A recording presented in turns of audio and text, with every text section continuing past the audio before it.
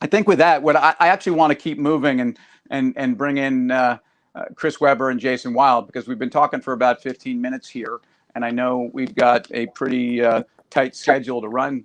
So I want to talk about a fund that is something that I think is incredibly exciting, not only because it's focused on impacting minority entrepreneurs in the cannabis sector that we all know social equity is a complex and important ingredient in the future of this industry. But investing in some of these businesses is not simple.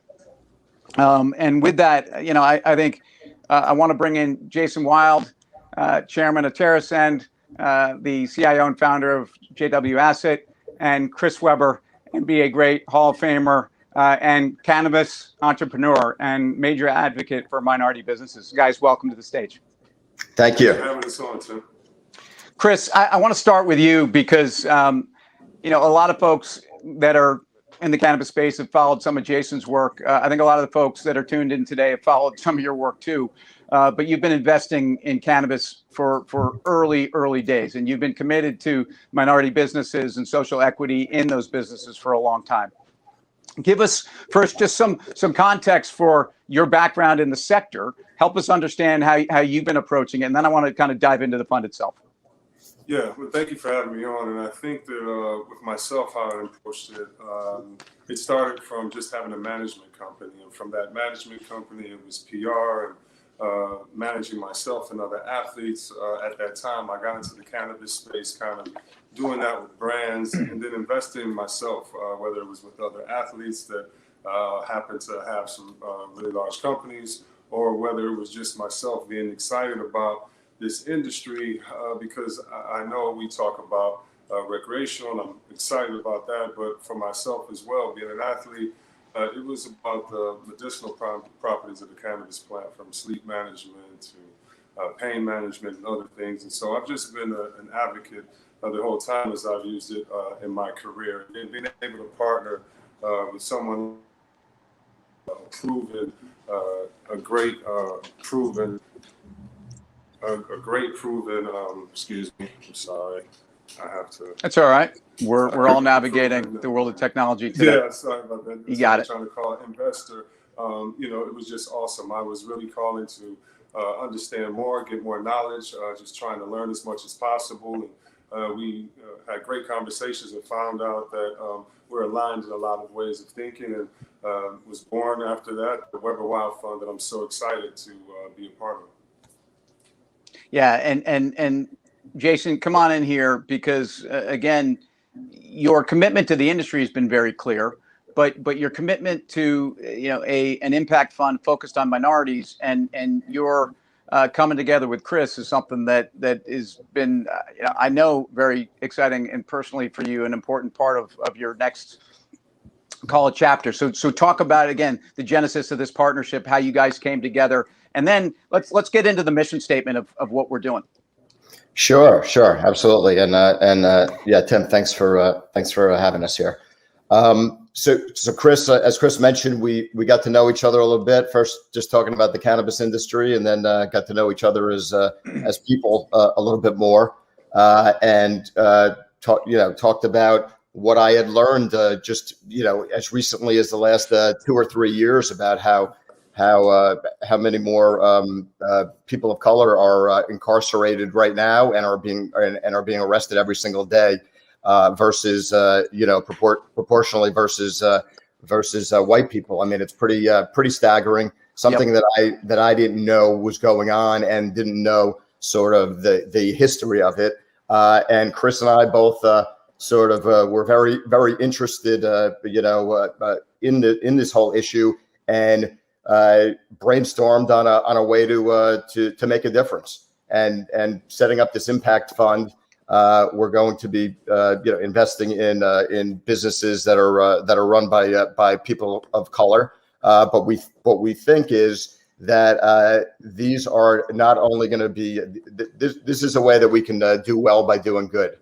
We think that we don't look at this as a charity in any way. We think we've got some leads on some excellent businesses that we would want to invest in, whether Right. they were by people of color or whether they weren't. And we can also bring the benefit of the fact that I've been in this industry for 7 or 8 years at this point, and have made a lot of mistakes, a lot of costly mistakes. And we could help these companies at least avoid making those mistakes. I'm sure we'll all make new mistakes together. So we look at the Impact Fund as a way to sort of help even the playing field. I believe only about 3% of licenses, cannabis licenses nationwide are run or owned by people of color. So we feel like for an industry or a medicine or a product that has disproportionately hurt the Black community, that we really want to give the Black community even more of an opportunity to be part of this burgeoning legal market. So talking about a fund as a venture to make money and to be a place where investors will see great returns, and again, as you said, doing well by doing good.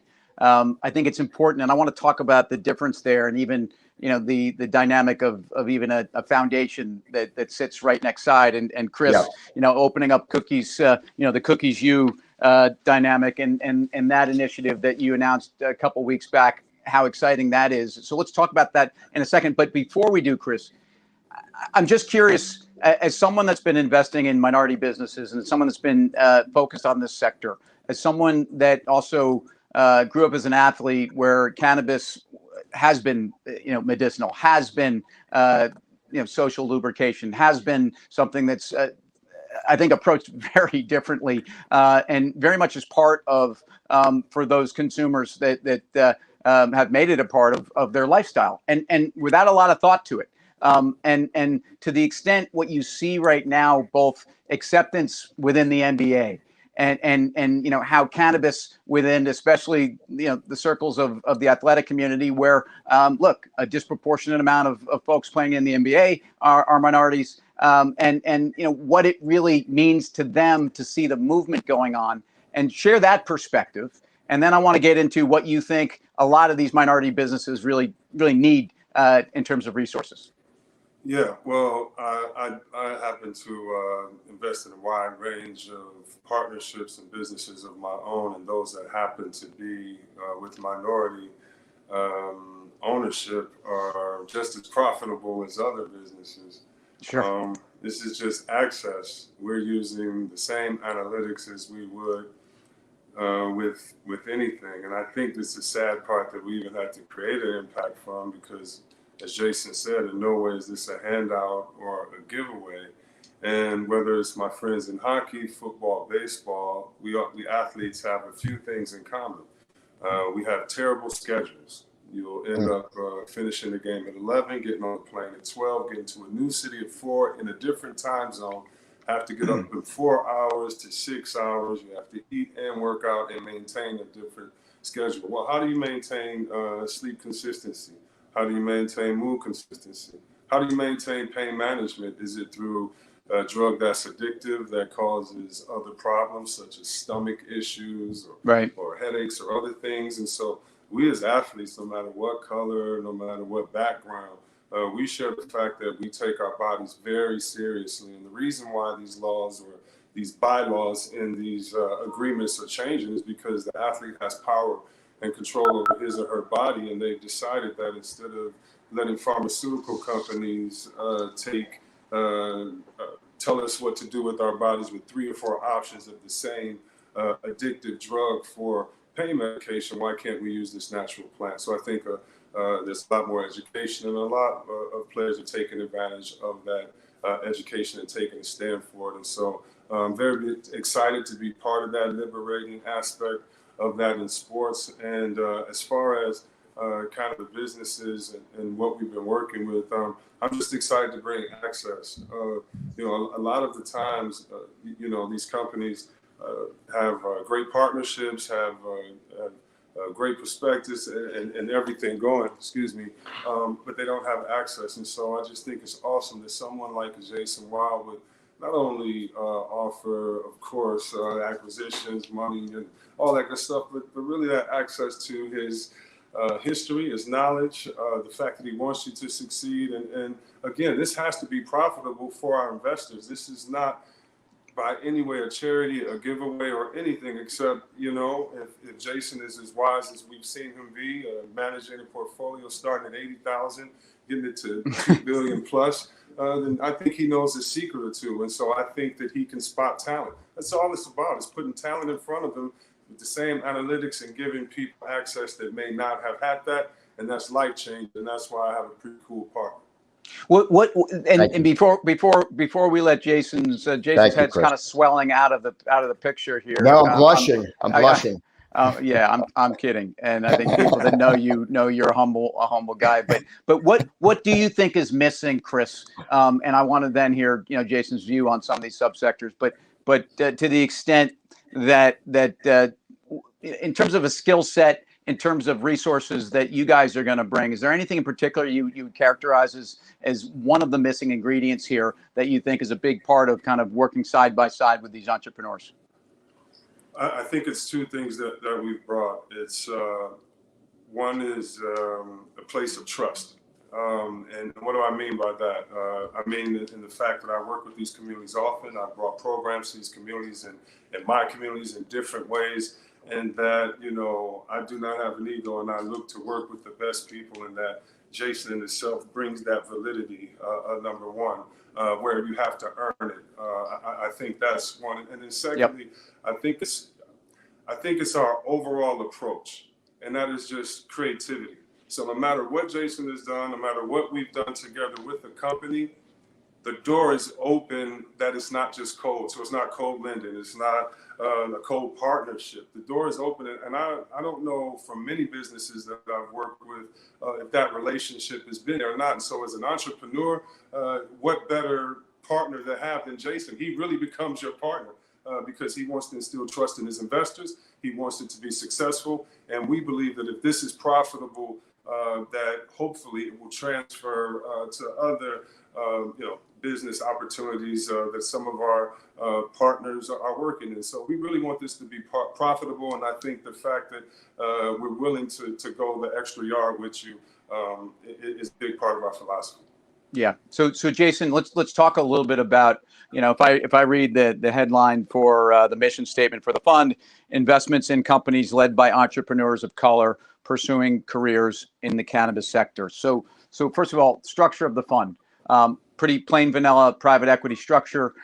Talk about where in the life cycle of the companies you expect to be focused, and talk a little bit about to the extent that there's an approach that JW Asset has had, a very successful one, towards investing in the sector, and how might that be different here, or is it ultimately leveraging an investment process that's worked for 20 plus years? I think it's going to be a combination of a bunch of those different things. I mean, there are going to be some extra opportunities, or there should be a lot of extra opportunities for companies that are run by people of color. So those might be opportunities that in the past that my firm didn't have access to.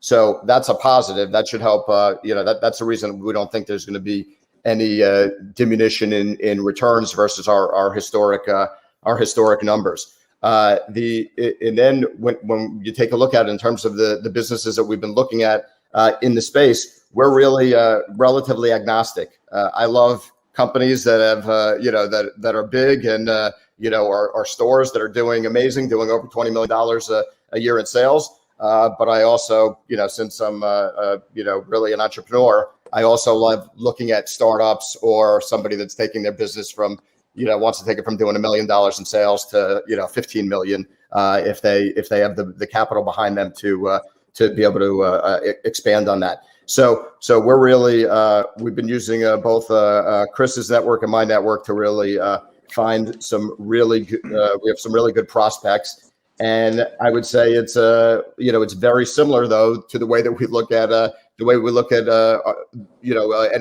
any business in the cannabis space. We prefer limited license states to non-limited license states just because there's so much less competition.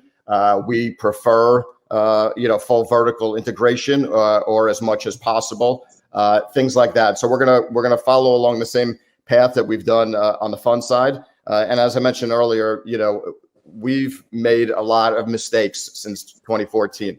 So a lot of very costly ones that we just wish we could have had back. But here, I feel like at least that those losses can turn into less mistakes for these businesses that we plan on funding here. And it's just the thing that we really have going for us is that the cannabis industry is one of the only industries I know of that already had a social equity component to it before the last year or so.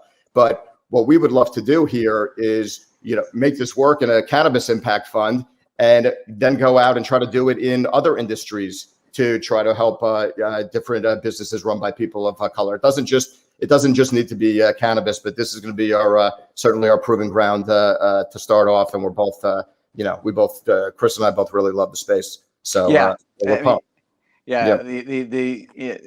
An investment management team doesn't kind of change their spots overnight. In fact, the same approach that's worked will continue to work. And Chris, I'm curious as we've kind of defined the difference between look, there's charities out there doing great things and foundations that are created, and then there's an impact fund.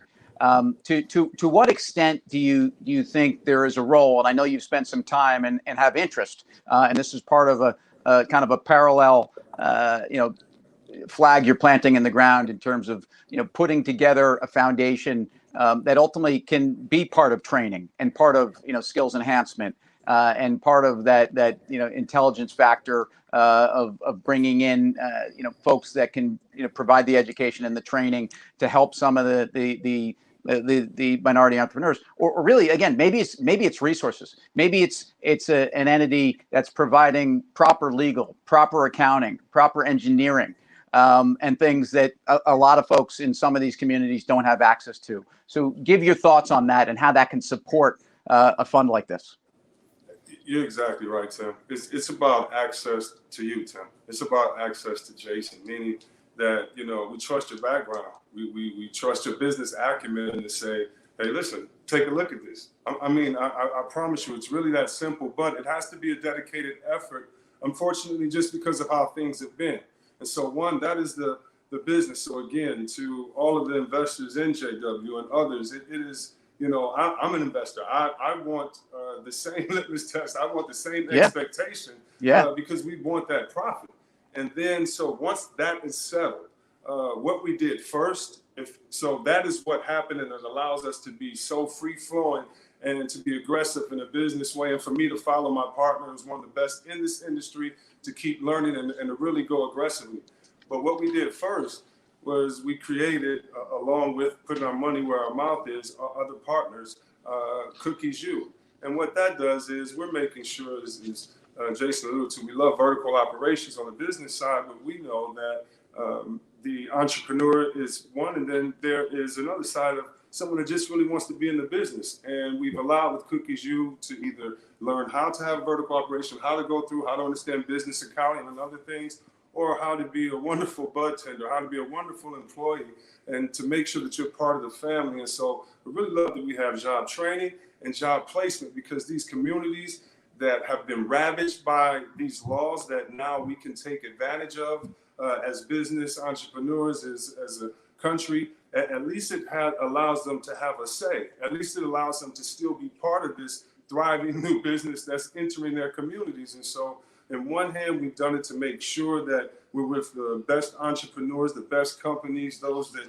again, that JW would invest in regardless, and then to make sure we plant seeds. And that is through working with our foundation and working with wonderful companies like Cookies U to make sure we educate, give access to education, access to job placement, access to a path of, making money in the cannabis industry.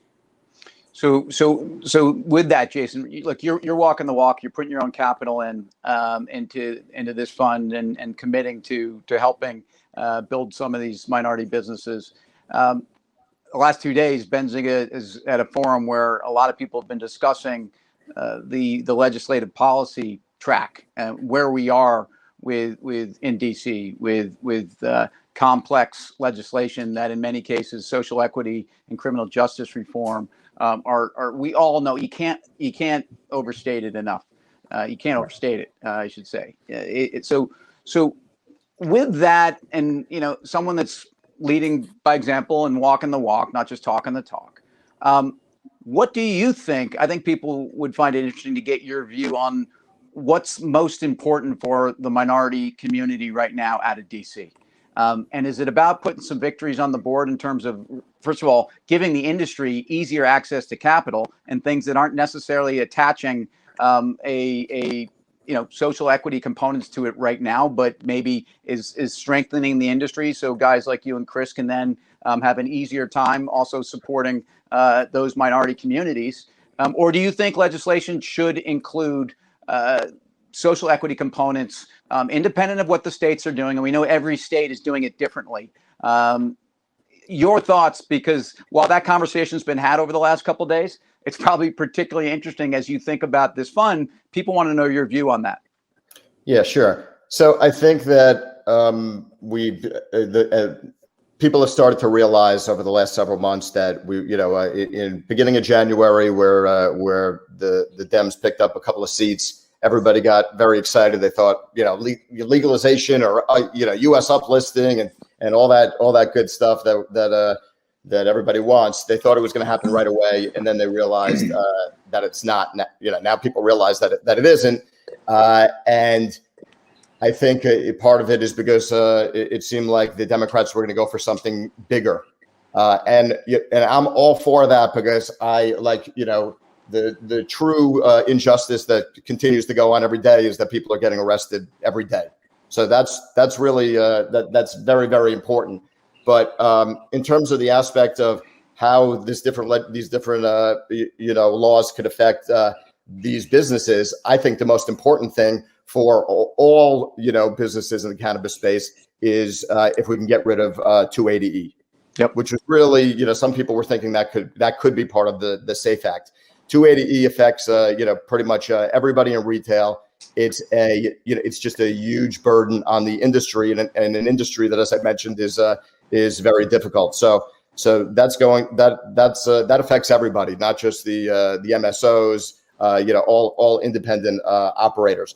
I think also if we can make some progress within the SAFE Act, even if we don't get that, if we can make some progress in terms of being able to bank, not have to jump through so many hoops for banking or credit, being able to accept credit cards or being able to be insured for different liability insurance and things like that. Those are all steps forward. As both you and Chris know, I always like to annoyingly say that it's sort of like pay me now or pay me not to sound too mercenary, but pay me more later. Pay us a lot more later. Meaning, if it takes longer to make progress and all of the U.S. listed companies are essentially locked out of the cannabis industry in the U.S. for another 5 years, then that's just going to give the current operators, and I'm sure many new entrepreneurs, hopefully some that we're funding, that's going to give them a larger period of time that they can go build great businesses, and they're going to be hopefully a lot of these MSOs will be 5 or 10 times the size that they are now in 5 years. And if that's when all of the big U.S. conglomerates come in, whether it's Pfizer or Constellation or whoever it is, that's better in my view for all of the current operators. So I know that's a little bit different. Most people who follow the space just want U.S. uplisting as soon as possible. To me, that's sort of like I look at that as like a little bit of a sugar high. Yep. Because over the long term, it's going to be the longer that the really big competition that has billions and billions of dollars to throw around, the longer they're kept on the outside, in my view, the current operators will excel in that situation. So that's what I think is probably going to happen. We're not going to make a whole lot of progress. Maybe 280E, maybe some other incremental stuff about banking, but we just got to keep putting one foot in front of the other and keep making progress as sort of slow as it seemed. put one foot in front of the other. Was that Santa Claus is Coming to Town? Was that Heat Miser? Which one? What was that song? All of the above. I don't know. I All right, gotta Chris, think. Chris. I don't know, Chris. Do you remember that one? It was one of those Santa Claus ones. Yeah. Rubber Tree Plant. I forgot. So Chris, maybe I'll ask you the same question though. To the extent that no one can be close to satisfied with where criminal justice reform, where there is truly not only reversing prohibition and criminal justice style legacy policy in its tracks, but obviously restitution.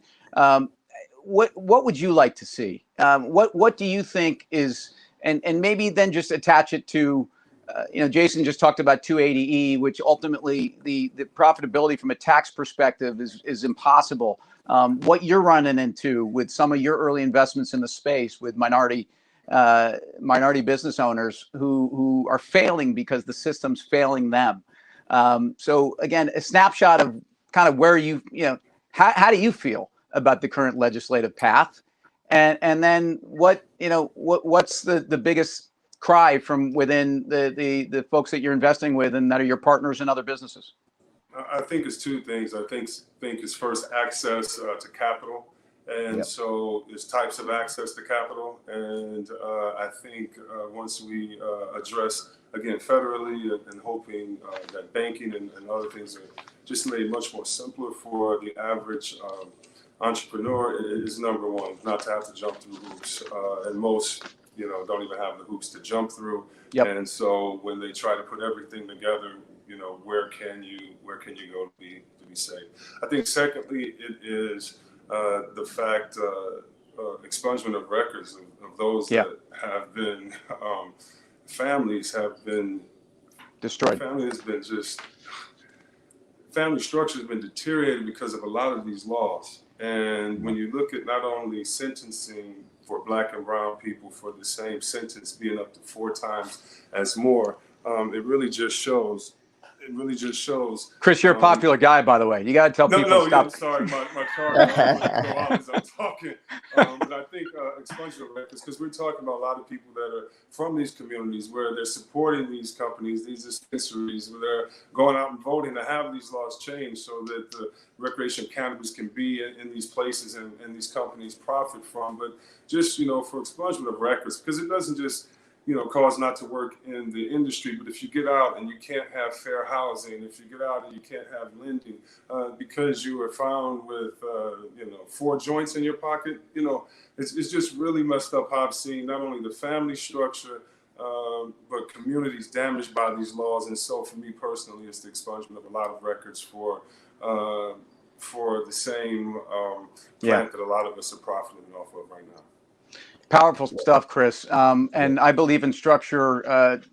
So as Benzinga's got to run a tight ship today, much in the same way we're talking about a fund structure that is, look, again, it's about making money for investors in a traditional private equity structure where doing well by doing good is really the name of the game and the mission statement. But look, Chris Weber, Jason Wild, the Weber Wild Fund, congrats on the launch and the momentum you have behind this. The support you have from the industry, the support you have from investors. It's an exciting time, and I'm sure it's going to be a really profitable time as well. Thanks. Fantastic conversation, gentlemen. I do want to say our managing editor, Jason Shubnell, commented, it's great to have 2 Detroit guys, Chris and Calvin, referring to Calvin Johnson, getting in on the business and trying to change its reputation. So maybe next time we can get Calvin Johnson involved in this conversation at our live event and have you guys join that one. I'd love to hear that. That'll be awesome. Yeah, gentlemen, thanks again for being here. Chris, Jason, Tim, as always, wonderful leading the conversation. Awesome. It was Santa Claus coming to town. Thank you. I froze. Damn it. All right. Thanks, guys. Awesome, gents. Be well. Thanks.